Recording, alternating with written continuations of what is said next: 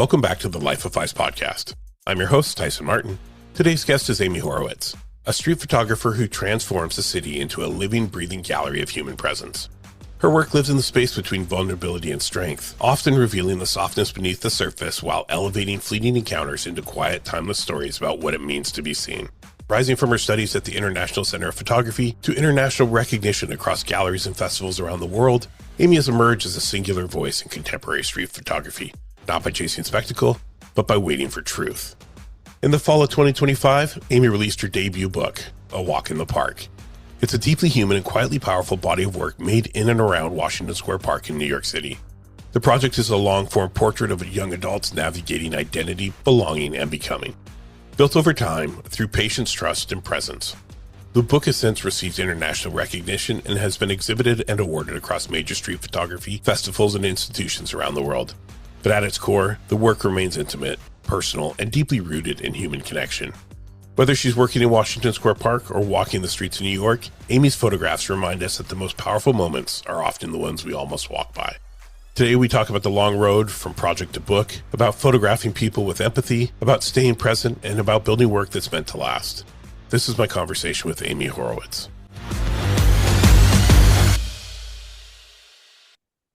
Oh, hi, Tyson. Thank you for having me. I'm Amy Horowitz, and I reside in New York City.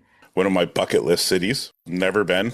Never been. Wow. No, I've had a few opportunities that fell through at the last moment, and in the next 2 years, I'm going to definitely have to make it there. And there's something about that city that just draws me in every time I see it in a picture. It is the best city in the world, and I've traveled. I have to say, I am in love with this city. Yeah.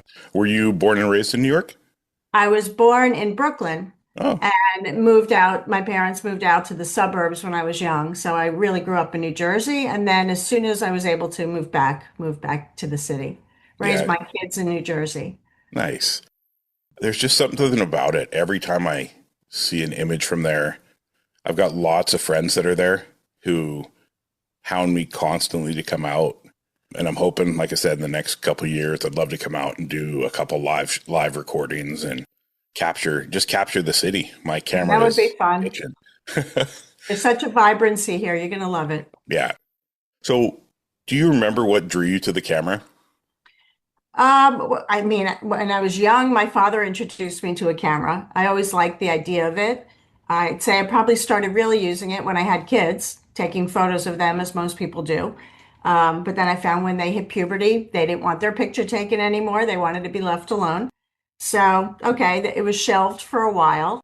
And then after they all left the nest and my husband and I moved to the city, I started taking classes. And once I started taking classes, that was it. I was so hooked. Yeah. It's amazing how much you can be drawn into just the click of the shutter. And then when you see what you captured, and, New York is, like, I followed your work for quite a while. I've been a fan of I have this phobia of shooting people, especially. I did too. Being a bigger guy, right? So being a bigger guy, if it's hot out, I have a shaved head. And I'm carrying this camera, and it's always been this intimidation factor, so I can see their demeanor change. So anytime I try to capture people, I try to do it sneakily and then talk to them. Right. So this year, my plan and goal is to actually work on that interaction to get them back. I mean, I talk to people all over the world 4 or 5 times a week for my show that I don't know. So I should hopefully be able to get them into that comfort state again. In person, it's a little, you feel nervous just approaching somebody. I mean, I know I did way back when. I would just, just to get the words out, can I take your portrait, was like just getting those words out was a success. I deemed that a success that I even asked. And then I would shoot a couple shots and then I'd leave. Didn't ask their name, didn't ask anything. But of course that changed. Now I approach and we have a whole conversation and I get to take their picture. So much better now, because I do it every day if I can. And that repetition, I think, certainly helps to, make you more comfortable. Yeah. Do you find that most people are very receptive once you've had a few words exchanged Yes. I mean, look, for the most part, I'm shooting younger people. I think they grew up with the phone. They love the camera. They love promoting themselves. Sometimes maybe they feel flattered that they're even asked. I would say I have over a 95% yes rate. I also, to your point where you said you might be intimidating or, your bigger size, your head, whatever, that, yeah, I don't look threatening at all. I think maybe they see me as motherly or something, and most say yes. Yeah, and I love following along with your Instagram feed because it's always kind of a neat and exciting to see where you are, and it Hmm. and you don't have a preference. It's a wide variety of people, and you just capture that That's moment. purposeful. I mean, in New York City, there are a wide variety of people. So it's not like I'm really, when I say it's purposeful, it's not really because it just is. That's what's here. It's a big mix. I mean, some people ride the subway, for example, and they don't like it. The subway smells, whatever, so many people. I find it fascinating. I feel like the whole world is in my subway car. There are people from every corner of the world in the subway car, every nationality, everything. It's amazing. So when did you realize that these portrait style headshots of people randomly throughout the city was exactly what you wanted to do with your camera? Um, Well, during COVID, I was shooting architecture. It's very straightforward. There were no cars, there were no people. I was taking classes online and I would do that. It was great, but it got boring. And, then one day I came upon a drag queen just by chance and asked to take their picture. This is really what started it. And they said yes on the condition that I didn't shoot their shoes because they had just changed into very ugly shoes from high heels. So that was fine. I agreed to that, took their picture, and I showed it to my professor in class, and he loved it and encouraged me to shoot portraits. And I have to say, after I did a few of them, and the feedback was positive, and I just liked, it probably clicked for me once I started really talking to them and connecting. Prior to that, it was just, getting comfortable doing it. But once I was comfortable, then it really clicked for me. And I realized this could be a project. And is that what led you into your book? Oh, yeah, Yeah. absolutely. Yeah. I I had the pleasure of having one of your good friends on for a, recording with her daughter, Hmm. and you know, Danielle Goldstein. yes, Yeah. ma'am. And we talked about her book, and Mhm. she mentioned that you guys kind of went into doing books roughly at the same time. Hmm. So when you put that book together, what was that process like? Like, can you want to run us through how you? Well, in terms of the publisher, Martin Schilt, asked me to send him, my top 150 photos. So I was looking in my photos for visually interesting pictures, but that also showed like the vulnerability and the authenticity of the subject. And so he asked me to rank them top 50, second 50, and the third tier. I did that and thinking he was just going to say, okay, we'll go with the top 50, or I like this, I don't like that.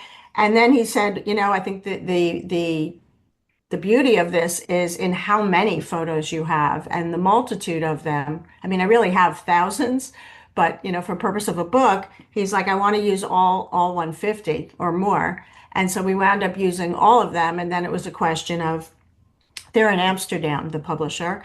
So I went there. We spent 3 days with their creative director Victor Levy, and we put them in order. And Victor, was suggesting, different things about, the text inside. He wanted to put on colored paper, and I thought that was a good idea. And then we were talking about which image would be the cover, and we worked on that. And I also had these index cards. For a while, I walked around, and when I took a photo, I would ask the kids and hand them the card and say, can you write on here something that somebody looking at you wouldn't know about you? Just to get like something about them coming out. And I wound up putting that on the inside flaps of the books, not with their name on it, but just randomly the types of things they said, which gives a voice to this group, this generation, in the book, because it's really picture after picture after my forward, my words. So, that's how it all kind of unfolded. That's such a cool idea. Getting, because, you'll look at some of the images and, people are going to have some kind of opinion. They're going to think something that probably one isn't true, and two, they don't really know the person. So to have that personal piece that you attach to the book is such a neat addition. Mm-hmm. Yeah, I mean, it's not specific to the people, it's not like this person said Yeah. X. It's more general, but I think that's also interesting because some people have told me they look through the book and they wonder which one of these portraits said this. They try and figure out who's who in the book, but you don't really know until, you Yeah. get to know Keeps somebody. it a surprise, keeps it interesting, Yeah. constantly looking for, it's kind of a neat, it's like an Easter egg. When you look at it, you're kind of like, oh, okay, cool. I wonder who said that. Yeah. Where's that book available? It's on Amazon. You'd have to search my name, Amy Horowitz, and the title, A Walk in the Park with a question mark, because apparently there are other A Walk in the Parks on Amazon. So you'd have to type in both, or you could go to Schilt Publishing's website and it's available there too. Perfect. I'll put those I'll put links to that in the notes for the show. Thank you. Um, yep. Oh, I was just going to say there's another thing about the book that's interesting. I run into people again and again. So there are a few instances where, and every time I see them again, if I can, I take their photo again. Some of them I've run across a second or third time, and sometimes I don't even recognize them, that I photographed them before because they changed their look. Their external look totally changes. I mean, I've been fooled a few times. And so I've included some photos that I'd taken on one date, and maybe the next photo was 6 months later or a year later, and put those in for kind of a comparison. And yeah, I guess with everybody changing and trying to find who they are, they go through those seasons of their journey. Mm-hmm. So I can imagine, especially in a place like New York, with as many people that are on the streets when you're out shooting photos, that would be pretty conveniently, wow, that word didn't work. It would be pretty easy to see the same person over and over, especially when you stay in your neighborhood.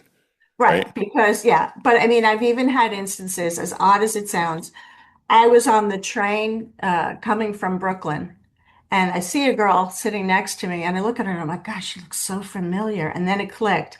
I said, excuse me, I think I photographed you before. Red knee socks next to a red pole. She's like, yeah, that was me. So like I can even run into people in a totally different area of town, and it makes the city, which is so huge, feel so small, which I love. Yeah. Because, as a photographer, you notice everything. You observe a lot more because you're always looking. And, it just makes everything feel more neighborhood-like, even if I'm not in my neighborhood. And so you basically just travel around and capture different parts of the city. Yeah, I mean, my focus is the area where I live, and Washington Square Park, which is not too far away. For convenience, because I have an outside life other than photography. So I do what I need to do in my own life, and if I take an hour every day and do a certain loop, to try and find some people to photograph. But if I leave my neighborhood, I'll bring my camera with me because you never know what you're going to find. And I like candid street photography too, which I'm trying to get better at. I see a lot of other photographers when I'm on Instagram, and I just, there's always more to learn, and I always want to get better, which is fun with anything that you do, I guess, any sort of hobby or, Yeah. passion. And the more we do it, the more time we put in, the more fluid you become. Mm-hmm. Yeah. I picked up a camera seriously for the first time as COVID started. Oh yeah, good time to do it though. And I got laid off for 3 months because the world didn't know what was happening. Mm-hmm. And luckily I live on a water plane, so I have trails and forest right behind me. Mm-hmm. And I spent every single day for 3 months, 6 to 7 hours walking through the forest. That's amazing. Photographing? Just photographing, learning my camera inside and out. That's right? great. Learning light, learning what I had to do to adjust to make that image work in that light scenario. It's kind of like meant to be for you. Yeah. That time. And I was in a desperate state at that time, looking for something to replace my creative outlet, which was always skateboarding. 35 years of my life to be creative was on a skateboard. Mm-hmm. And then I got What hurt. what is your work? Well, I build off-road trucks for people. Oh, okay, cool. So yeah, I've been in the auto industry since 1999. So I've started building lowriders, and then found a passion for exploring faraway places that didn't have a lot of people. Mm-hmm. We have a lot of old mining towns and stuff up in the hills. So I really just wanted to see if I could capture history, Mm-hmm. kind of what we were talking about with the book project coming up, and started building trucks. And now I work for a great company, and we build people's dreams, I guess you could say. That's wonderful. Yeah, so I have that separation. I'm not relying on the camera to be my only income source. But it's great that during COVID you found a purpose. You gave yourself something and you grew from it. When you turned something that was bad into a positive, really. Yep. And it led me to where I am now with the show and talking to people like yourself. Mm-hmm. And I've learned so much. Everybody has a story. Everybody has a journey. Everybody has gone through the struggles.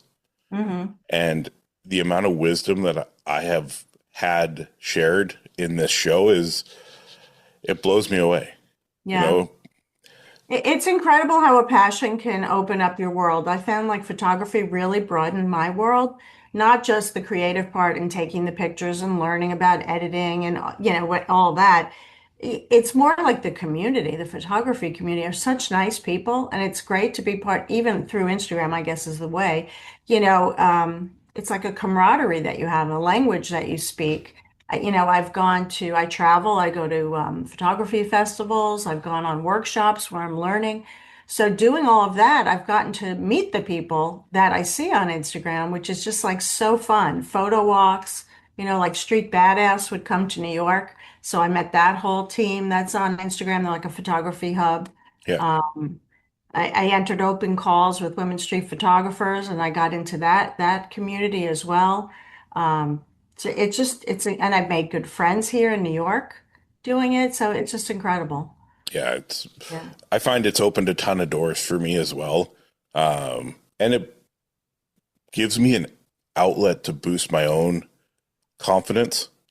Mm-hmm. And I'm like most photographers, I'm very, very hypercritical of what I do. I'm very, very much suffer from that imposter syndrome, even though I realize that there could be 6 of us taking the same photos and it would be 6 different photos. Always. Yeah.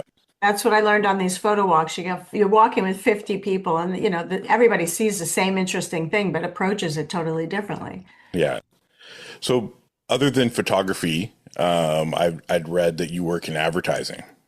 Oh, I did work in Okay. advertising way back before I was a stay-at-home mom. That was like out of college. I was in advertising for several years, and then met my husband, and then decided to have children, and we moved to the suburbs. And then I grew up in an age where women didn't work. The few women that worked were like kindergarten teachers, a handful. And I only knew from my mother, who was my role model, that, and I wanted to stay at home. I thought, putting my energy into something, I wanted to put it into my family as opposed to a company that maybe didn't care that much about me. So that was my choice at the time. I know people don't have that luxury anymore. But anyway, that's what I did.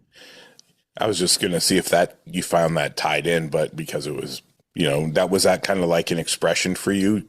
I mean, advertising always has interested me. It's kind of neat seeing layouts and how people do certain things. Yeah.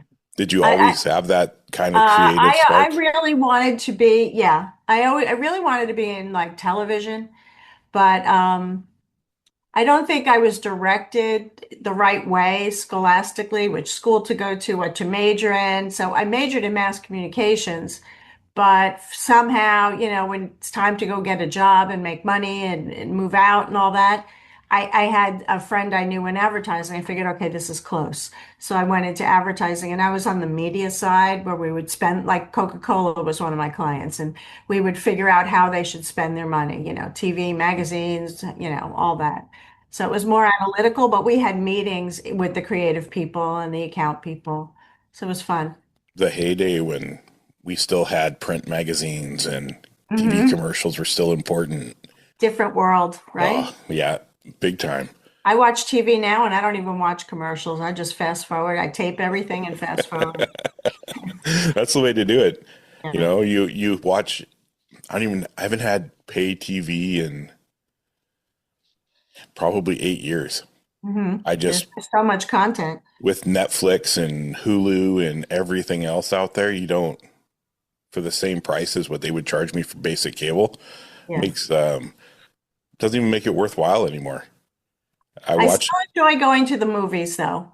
I love the movie theater experience. I love films and yeah, I still go even though it might be on Netflix 2 weeks later, just because I don't want the movie theaters to close. yeah. It's Yeah. like watching bookstores starting to close. Yeah, I don't like that either. That, I love bookstores.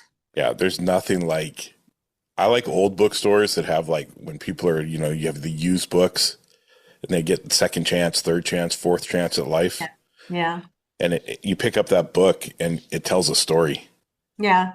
Like I found where I live here outside of Vancouver, we have a ton of little thrift shops. Hmm. So I found a Jill Friedman book and I opened it and it was like a handwritten note from a grandma to a grandson. Oh, that's And, cool. and it was like, I hope you enjoy this book. I found it very inspiring. And it says, love grandma 1982. And he got rid of the book. What a Why jerk, did eh? he do that? What did he do? He had to clean out. He got rid of the book his grandma gave him. I Yeah. don't like that. Well, But I hear you. It's cool to find those things. and now it's going to be safe in my collection for the rest of time. But happy to hear that. So you go by the Instagram handle Don't Smile. Okay, so that started when I was taking classes, and there were discussions in class about portraits and how most of the best portraits people aren't smiling. And in art, if you look at famous paintings, people don't have the say cheese face. So really my don't smile is what it means is don't say cheese was my initial, you don't want to put on something just, a disingenuous face. Like I wanted authenticity, so I thought if I said don't smile, and I would say that to the kids, and what would either happen is they would say, "It's great, I don't smile anyway," or they would start laughing because wait, I can't help but smile now, and which I found relaxed them, which was great. And lately, I'm evolving to the point where like I'm enjoying the expressions that aren't necessarily not smiling and it's in between the smile. Like I like catching them in an expression now, and even if it is a smile, that's fine, as long as it's like a genuine, spontaneous kind of smile. So I'm kind of evolving as a photographer, which I think photographers should be doing. You can't just make a rule and stick with it. You know what I mean? You learn and you grow. So, but that's how it started, and I thought it was catchy at the time. I did get feedback. People thought it was negative. Some people only like a smiling picture. Everybody has their preference. Yeah. You've mentioned you take lots of courses and classes. Hmm. Do you have anybody or a course that you took that really set it apart, that made Well, it really the worthwhile? classes I took were called the Grammar of Photography with Christopher Giglio. I don't even know how to pronounce his last name because I just call him Christopher. But his classes were incredible. I mean, he would lecture, and you'd learn about other famous photographers' work. We'd go through hundreds of photos. He'd analyze why it's a good photo, why it's a bad photo. There'd always be a structure, of the purpose of the class and what he's trying to teach. But you'd always have homework every week. You'd have to present 15 photos and he would direct however you would take them. You would either have a project and it would have to pertain to your project, or he'd give a specific assignment. And he'd critique everybody's photos in class in front of everyone. And you learn so much by seeing what's good and bad in a photo, what makes it better, what you should strive to do, not do.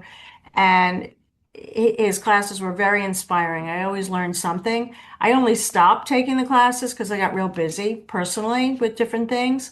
But I plan to start up again. I do enjoy taking the workshops.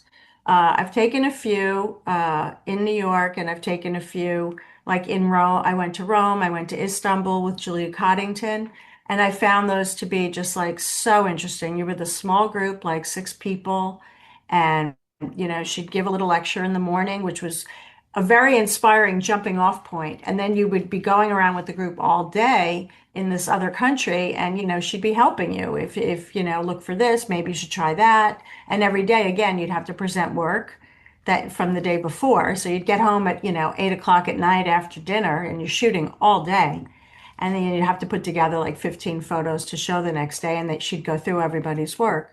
Very, very helpful and inspiring. For the first few years, I always thought it was a new piece of gear, a new piece of equipment was just going to be the spark. So I transitioned from so many different brands through, shooting short primes to telephoto. This is going to make the difference, so there's a lot of money wasted in the beginning. And then I was gifted the Joel Merowitz masterclass. Oh yeah, that's great. And I just started. Yeah, I just started listening to him and realizing he's shooting everything on a very short focal length. And it's, something he shot for years. He's like, I like this one focal length that works. What was it? Do you remember what it was? Oh, I want to say it was 35. I think it was a 50. It's been a little bit since I've watched it. Yeah, I shoot with a 35. Yeah. I don't zoom in and out.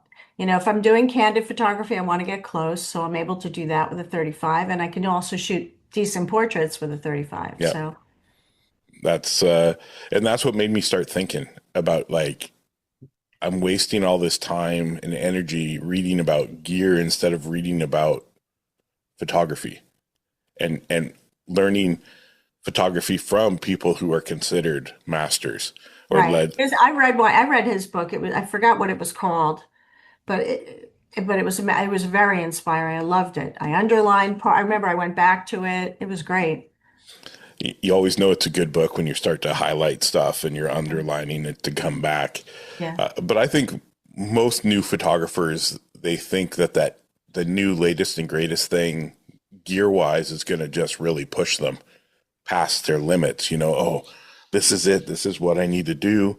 But I always try to tell people now, after my own experience of wasting way too much money, was to take classes, learn. Yeah, and as much as and as much as maybe you've accomplished in photography, you never stop learning or getting inspired. There's always something new to learn from everybody. Yeah. Oh, I agree 100%. And there's so many, if you aren't in New York and you don't have the opportunity to have photo classes and photo walks all the time, there are so many amazing resources that are online. You can buy master classes, which are phenomenal. I look through Magnum Learn all the time to see what new course they're going to release, and if it sparks my interest, then I jump at it. I find even going to galleries and museums and looking at the work, or even going on Instagram. I wake up like at an ungodly hour. I wake up at 4 a.m. and I'm on Instagram for 2 hours. And it's like a trip around the world of the photographers that I follow. I'm taken everywhere. I'm in India and New Zealand and Australia, and you see the rest of the world through other photographers' eyes. I find it inspiring. 100%. It's weird. I go through these phases for photo color. You know what I mean? There's certain colors, like I can tell my own personal point or my personal feelings of that week or that day by the color of the image that I'm drawn to, whether it's super moody, vibrant and fun. And I find that having that outlet with my photography or with the show, it really helps keep my mental health in a positive place because I'm always trying to learn and expand. Do you have any connection, like, with your creativity to having a positive mental health or a positive mental outlook? Yeah. I mean, I guess this is what you're referring to. Like, I have ADHD, so my head, it's like there's a million windows open at any particular time. But when I'm out shooting, I am just singularly focused on looking for the shot. I'm not thinking about the past. I'm not worrying about the future. I am just like in the here and now. So it puts me like just in the present when I'm shooting, which I find is incredibly helpful. And plus, when doing so, I'm walking, and walking is always good for mental health, and I'm outside. So all of that helps mentally. I couldn't agree more. It's an amazing, you said that perfectly because I have ADHD as well. And I've always tried to figure out why it is when it comes to photography or, working on cars, when you're focused on one thing, I can tune everything else out. Hmm. But, I come home and I'm trying to make dinner and I've got a million things. I'm all over the place trying to, the Well, dishes are that's why I piling. don't like cooking.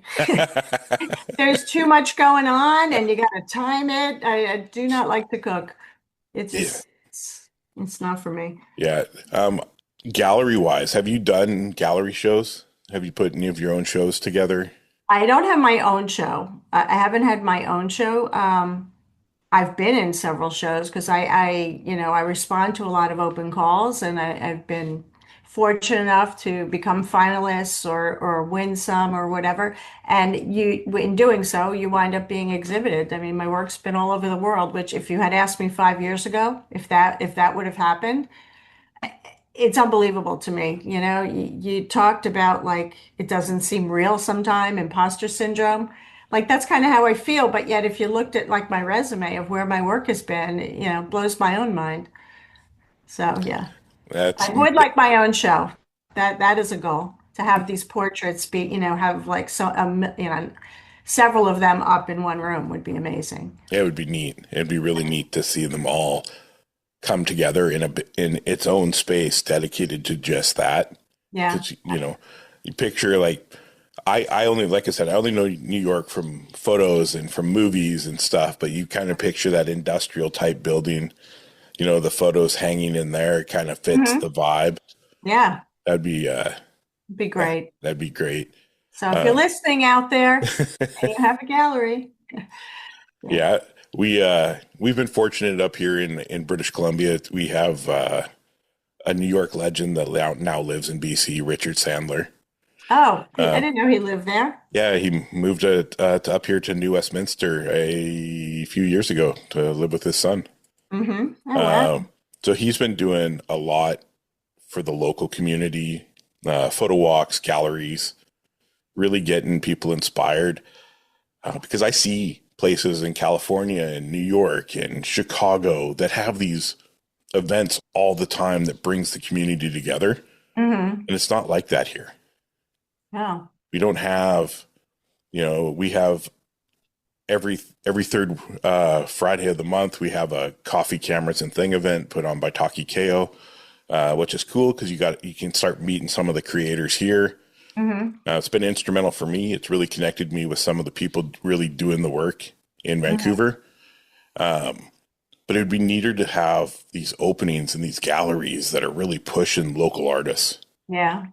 So that's something that I've always wanted to have my own gallery, whether it's a coffee shop where it's just hanging on the wall for people to look at while they're drinking Hmm. their coffee, or just to put something together myself in a small space. Yeah. It's really a goal. It'd be a pretty cool thing.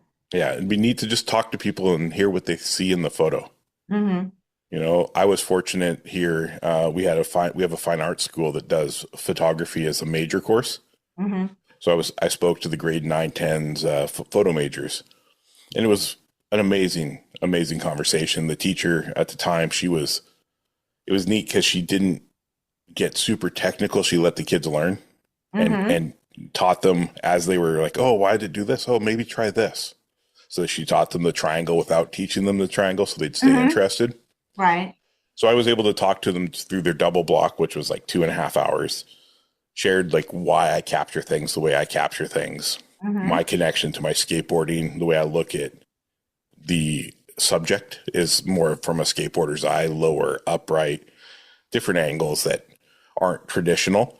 Mm-hmm. And then after that, a few months later, she calls me and says, "Oh, you need to come back." And I said, "Okay."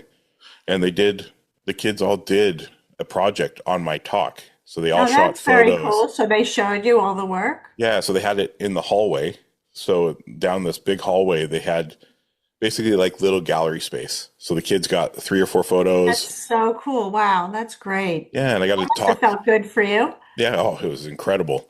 And I got to talk to each kid about what they saw in the image or why they captured the image. And then I'd let them know what I saw in the image and what, Hmm. and a lot of them, it was really neat because I could see like, I would have taken that picture so similar. Like you took that from my conversation. Right. And here they are in ninth and 10th grade, Yeah, right? It's amazing. they're gonna be incredible artists when they get older. They're already putting out work that's phenomenal. Yeah. And if they have the passion, I mean, it just continues to grow. Yeah. It's wonderful. It really is. It is. It's probably one of my biggest honors I've had so far in this journey. It's funny because a lot of photographers I find are either introverted, it's kind of a singular activity. Yep. You're not usually doing it in a group sort of setting.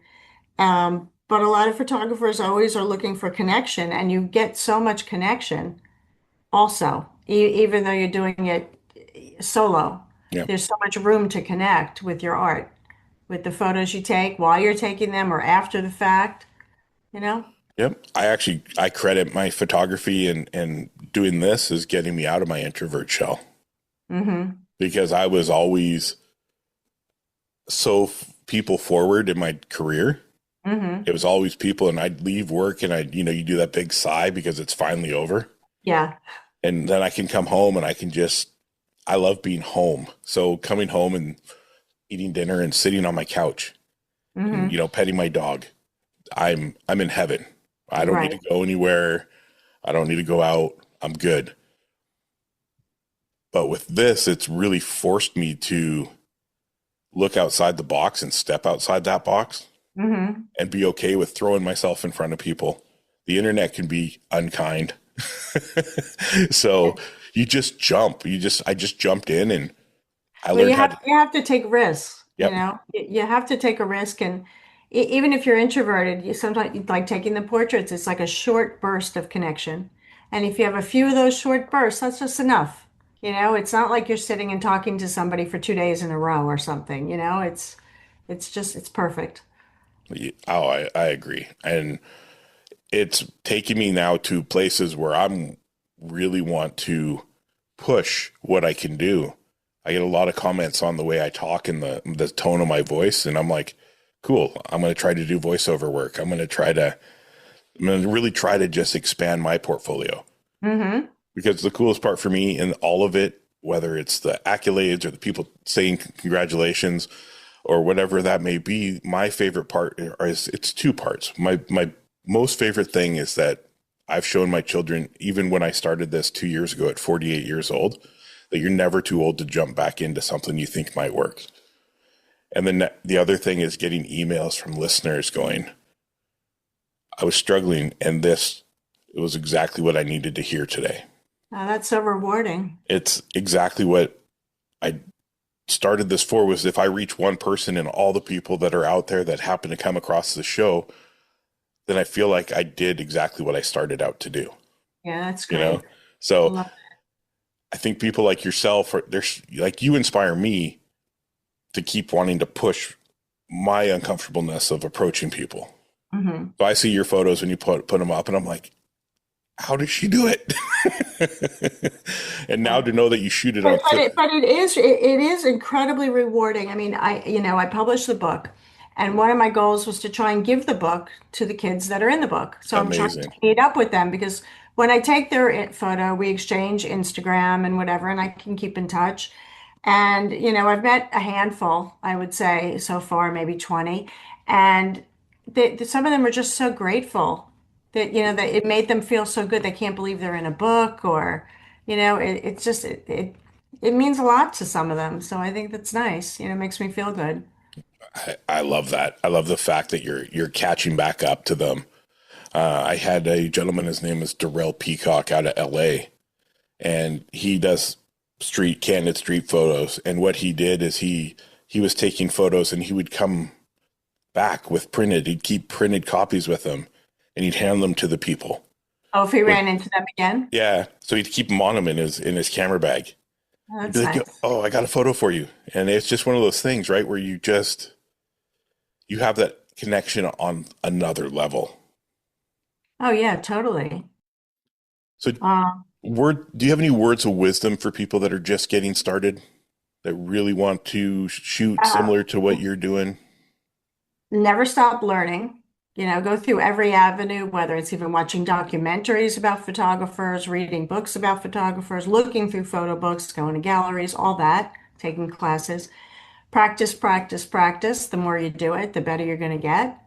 And take risks. Push yourself beyond where you think you're comfortable. I mean, that's how you move forward in life anyway, right? And Yeah. then when you started shooting, I mean, I know you said 35 mil was your go-to now. Was that always your go-to to try to stay close and personal, Uh, or? I shot with a 50 for a while, which was fine. But then I did a workshop, and in shooting candids, I didn't have the right, she wanted me to bring like 28 millimeter lens. And for some reason for my camera, I couldn't find that. I wound up with a 26. So you have to get super, super close. It's so wide. And when I would go to Rome or Istanbul, that's what I was shooting with. I'd be so close. It's not the best for portraits because you can get a little distorted. So then I went to a 35. So I started with a 50, and then with the candids we're in the 20s, and then moved to the 35. And that's where you found your Yeah. magic number. Yes. Yeah. For me, for now, who knows? Yep. It could change going forward. You're not sure. And what system do you shoot on? The Nikon Z7. Okay, great camera. I actually just switched to Nikon. I have the ZF, Mm. and No, it's I have it with the 40 mil, and it's just feels like a very, very good tool. yeah. I mean, I'd love to eventually find a smaller camera, Yeah. something lighter and more discreet, but I'm working on it. Yeah, I guess, did you ever find that to be a hindrance, having that bigger body and lens? Oh yeah, because for candid photography, you can't, people see you hold it up to your eye, all of a sudden they're turning their head, they're going the other way. You can't be as stealthy and discreet with a bigger camera. That's the problem. Yeah. Yeah, that was something I was always concerned about with just walking the streets and trying to capture those candid moments was, hey, wait, look, I got this big, huge camera, this big lens. I'm pointed straight at you. You know I'm taking Right. your photo. Right. And it's hard to be discreet. But, Yeah, the smaller, for me, I wear reading glasses. So sometimes the smaller cameras, I can't read the settings and I can't shoot with reading glasses on. yeah, So I have to find the camera where, I can read the settings because I shoot manually. So, very important. Yeah, the if you shoot the Z system already, they make their APS-C and the ZFC, which is quite small. I'll have to check it out. And it seems to be, I have one that I carry with me every day, so I don't have to carry the big camera. It's like it goes in my work bag. Is it a zoom lens? It's a interchangeable lens camera. Mm-hmm. So I run it with a 24 mil 1.7 on crop, Oh, so you it's like a do, yeah. 36 roughly, Uh-huh. and it's not a bad size. Like it fits in my lunch bag. Oh, yeah, that's good. That's small. Yeah, throw it in the center console of the car. It's always with me. It can get beat up That's as great. I'm moving around, so that's That's what I always. say. If there's ever a time I don't take my camera, then there's something amazing I'd want to shoot. So you have to take it just for safety. I could be walking around and there'd be no I've taken nothing, but if you leave it home, you can't get anything anyway. Yep. So you always have to have it on you. Exactly. That's another rule. So do you have any plans to do a second book or do another book in the future? I'd love to, and I'd have to figure out what that would be about, if I'm changing projects, continuing the project, or maybe come up with something else I've learned from this project. I have to see what angle it would be. So Yes, I talked about maybe shooting older people, getting their perspective, looking back on life. I'm not that'd quite be sure cool. I'm not quite sure yet. I also have been connecting with these kids, and now I'm gathering like their cell phone numbers when I run into them, because what if Instagram goes away? I'd love to be able to capture them 5, 10 years from now and shoot them again. I mean, I'd love to see that transformation. That'd be neat, like a That follow would up. be very cool. I'd like to do Yeah. the follow-up book. Oh, I like that idea. And showing like, maybe get a little bit more info from him in the next one, like what that transition happened from the original photo to the Right. new one. Put a little bit more essay into it or Yeah, interview or something. I like that idea.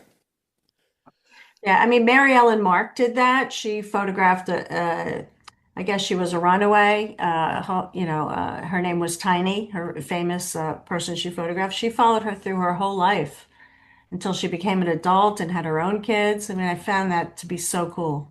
Yeah. It's like continuing the legacy of the person. You constantly know the different states, the ups, the downs, the goods, the bad. You can see it in the image. Yeah, I mean, you're documenting a moment in time with photography, so, it really can tell a story then.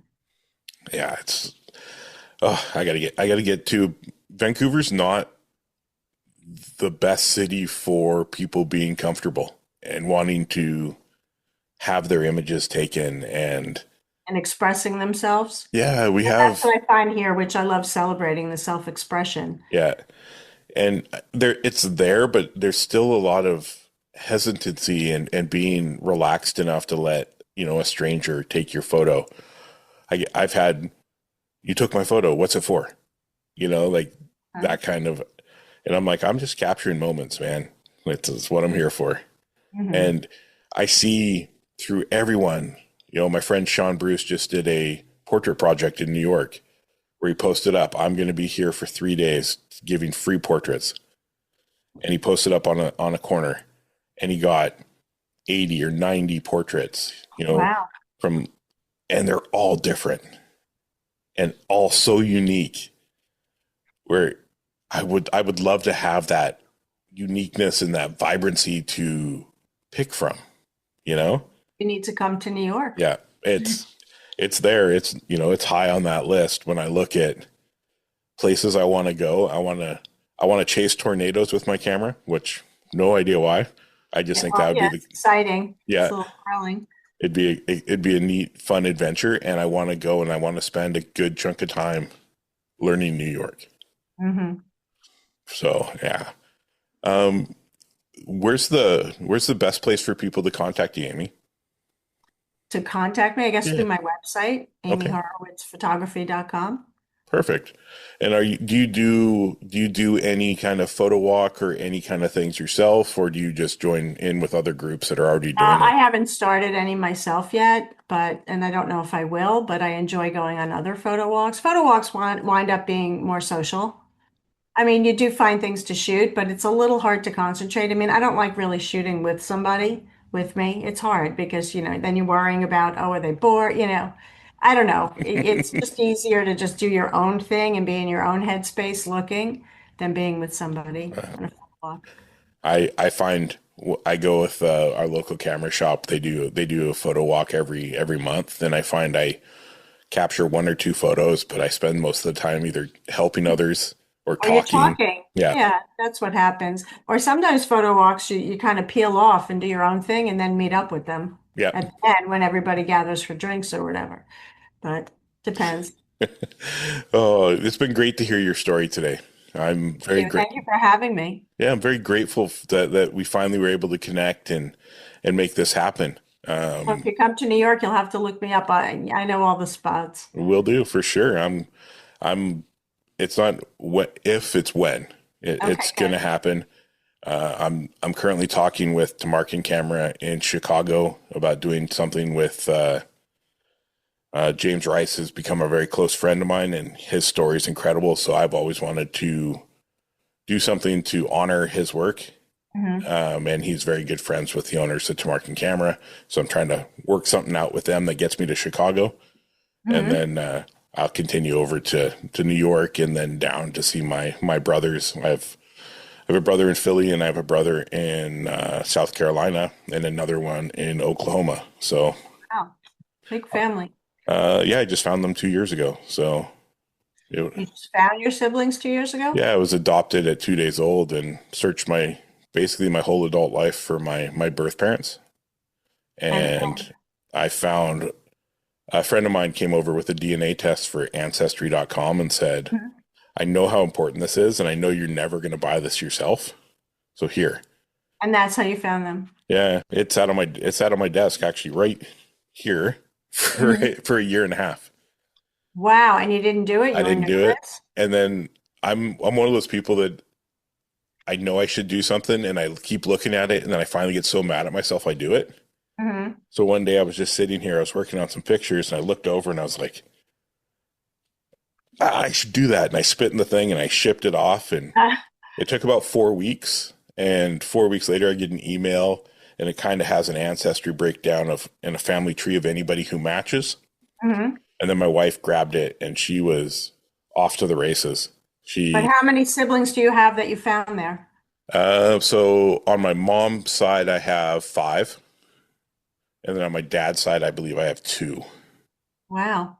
So I found a brother too. yeah. So my daughter did one of those, I don't know if it was Ancestry or another one, and she's found somebody who was very closely related. And apparently my father had a child before he met my mother. Oh, wow. I have an older brother that I met, looks just like my father did, and my father had passed at the time, so we could never ask him. But any long story, he was in the Marines, and my brother was searching with my father had was the wrong dog tags. The name was wrong, so he had been searching for the wrong name all the time. Okay. Anyway, it was great. He's just like my father. It's incredible. It still is surreal. I've become very close with my mom and I have 2 grandmas, grandma on each side. They're both in their mid to late 90s. So great. I'm Yeah. so happy for you. It's such a great feeling after you'd been searching so long, right? Yeah. I had a rough upbringing. And now that we know about PTSD and the stresses that war puts on human bodies, Mm-hmm. I can't forgive my dad, but I can understand my dad, my adoptive dad.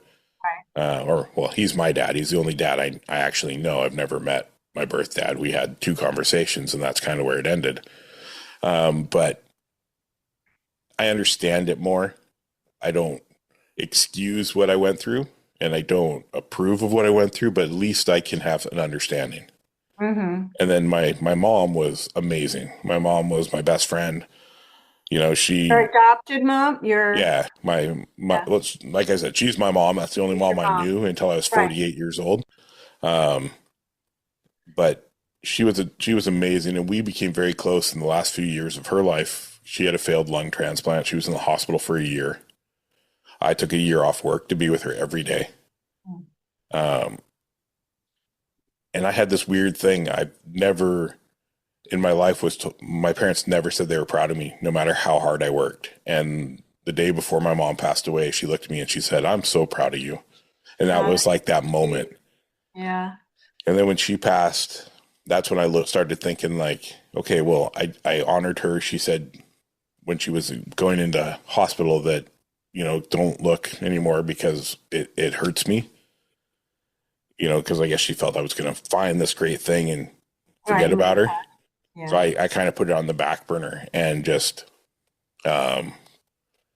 spent time with her and we talked and I learned so many stories in that last year that I'm so grateful that I took that struggle over going to work every day and leaving my mom by herself. Mm-hmm. That when she passed, the day that day before, she said, "Don't forget, this is their names," because she knew their names. She wanted you to go look. So now she wanted me to go and continue it, and She was still taking care of you. She wanted you to have parents. Yeah, and it's been amazing. Like I'm about 4 hours from my birth mom. Mm-hmm. Across an international border. Oh yeah, we met. Probably. So today is an anniversary for me. I almost died a year ago today from an infection. I was in the hospital for 4 weeks. Wow. So I learned a lot about my own mortality and my own things. Mm-hmm. But the October before that, I had met my birth mom, my grandma. my uncle, my cousin, and my sister. And it's just, I met all these people. And then last year in the summer, the brothers came back from military service and they all came to Washington State to do a family barbecue. And because of all the craziness of the border going across, I was like, hey, you know what? I'm not going to come down. Mm-hmm. I would love to, but I'm just not going to risk what's happening right now. Okay. And then I woke up at 4:30 that morning and my son had already taken the day off work because we had talked about going. So I looked at him and I said, let's get in the car and go. Mm-hmm. And you did? So we hopped in the car, had zero issues at the border. And then we ended up going down to, it was right on basically Vancouver, Washington. So Washington-Oregon border. Mm-hmm. Pulled up as they were barbecuing, kind of walked around the outside, walked up behind my brother. And I was like, oh, grilling? He's like, yep, they'll be ready soon. He wasn't looking up. Mm-hmm. I said, wouldn't it be weird if your brother from Canada just happened to show up? Mm-hmm. And he looked up and his eyes lit up. He had known about me for about 10 years. So he had been searching for me. How cool. Yeah. And then he had told my sister. So I'm obviously the oldest by 10 years, but then I have a sister and then the brothers. And then I have a sister that's the same age as my oldest daughter. Mm-hmm. So it's weird. Yeah, that is weird. Yeah. But my mom's only 14 years older than me. So there's not. Yeah, you were 14? She did, yeah. Wow. So in the 70s, for her to go through all that, give her nothing but credit. Yeah. But how nice how it all turned out for you. Yeah. Second family. Exactly. But yeah, Amy, I appreciate all your time. It's been great chatting with you. Oh, thank you. It's been great getting to know you. Yeah, I look forward to when I do make it to New York, we can get together and you can show me all the secret spots. For sure. Thank you very much, Tyson. You're very welcome. And enjoy the rest of your day. Mine's about to get started. So take care. Bye-bye. Yeah, bye-bye.